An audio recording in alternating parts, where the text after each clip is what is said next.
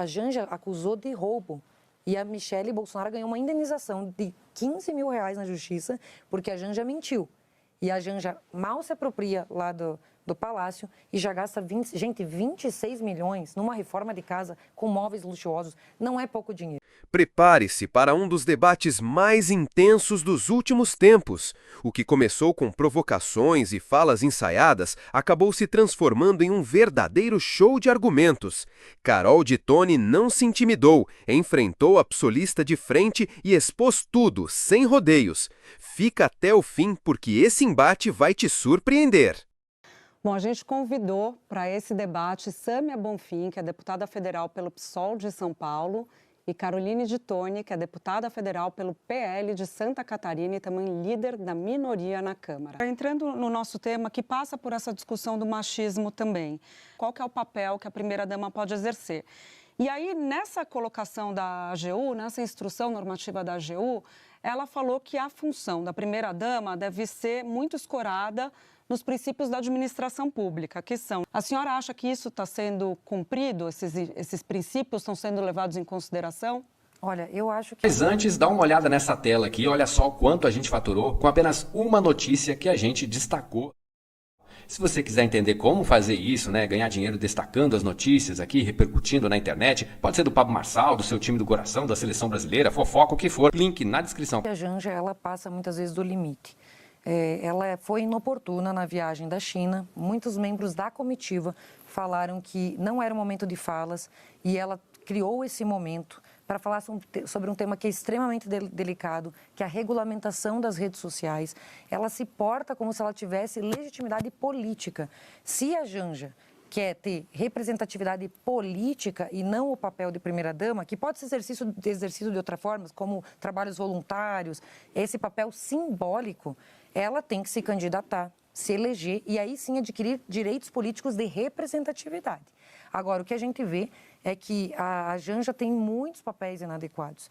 Então, por exemplo, ela se porta de uma forma inadequada, ela gasta o dinheiro público excessivamente em viagens internacionais. Eu mesma já fiz requerimentos de informação na viagem de Roma, na viagem de Paris, porque ela tem uma espécie de gabinete paralelo, ela nem é autoridade pública e ela tem 12 assessores, um gabinete com gastos, viagens internacionais milionárias, hotéis de luxo, é um esbanjar do dinheiro público e não quer se submeter à transparência, porque eles não prestam informações do que ela está usando de recurso público. E eu entendo que sim, deve ter transparência, moralidade e, sobretudo, ela entender que muitas vezes ela dá opinião como se ela fosse o próprio presidente da República.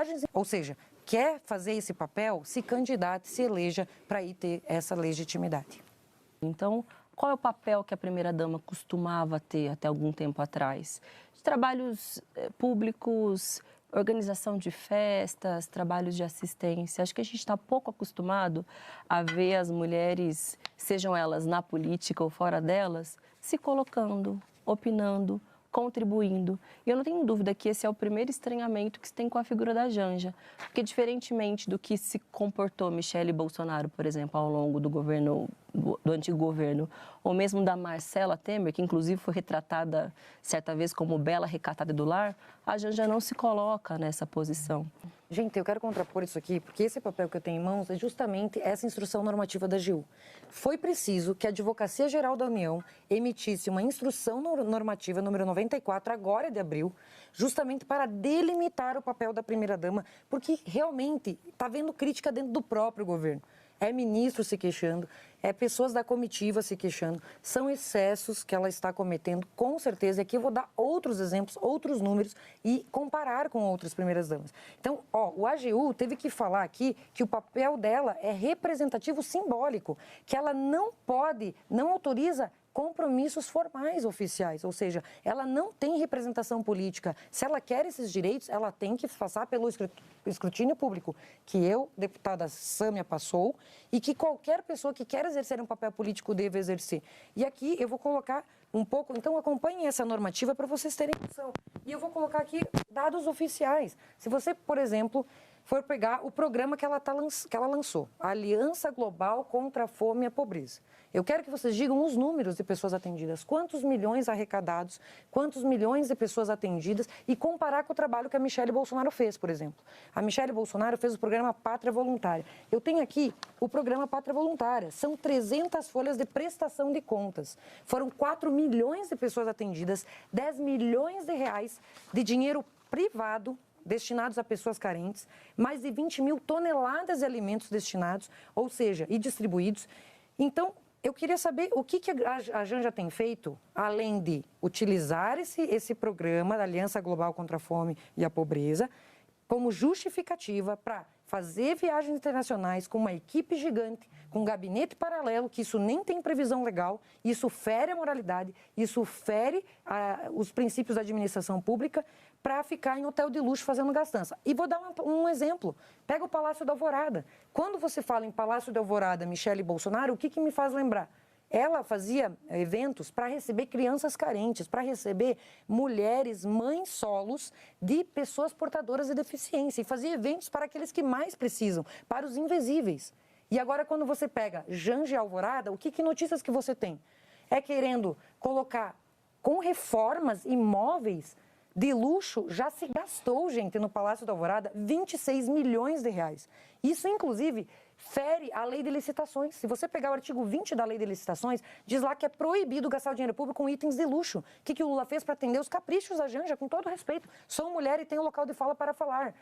Ele criou uma instrução normativa para regulamentar o artigo 20, que proíbe itens de luxo para o erário público, para que ela pudesse gastar 26 milhões. E aí você pega e você vê, um tapete de 114 mil reais, 42 mil reais para uma cama, são 200 mil em cortinas. Aí você vai ver, por exemplo, você poderia, Sâmia, você que é no movimento pela moradia dos pobres, pega esses 26 milhões de reais e compra moradia. Se você converter em casas populares, a 75 mil reais, você consegue mais de 300 moradias. Se você pegar a realidade dos pobres que eles dizem representar, 90% da população brasileira, são 40 milhões de pessoas, não têm casa própria. Então, que exemplo é esse que o pai dos pobres e sua esposa estão dando para aqueles que mais precisam? É justamente o contrário, é a hipocrisia. Queria só pegar um ponto que a deputada falou que eu acho bastante relevante, que é entender o papel atual da primeira-dama, porque não existe uma dose de machismo na avaliação da senhora ou até um olhar mais antigo do que se espera de uma mulher do lado de um presidente da República? Não, porque eu poderia pegar, por exemplo, os nossos maridos. No caso, o marido da Sâmia é a deputado federal. Eu poderia, em vez de eu usar a tribuna, chamar meu marido para usar a tribuna no meu lugar. Chamar meu marido para atender no meu gabinete. Isso é ilegal, isso não tem previsão legal. A pessoa precisa saber as regras de etiqueta, regras de sociedade, regras de civilidade.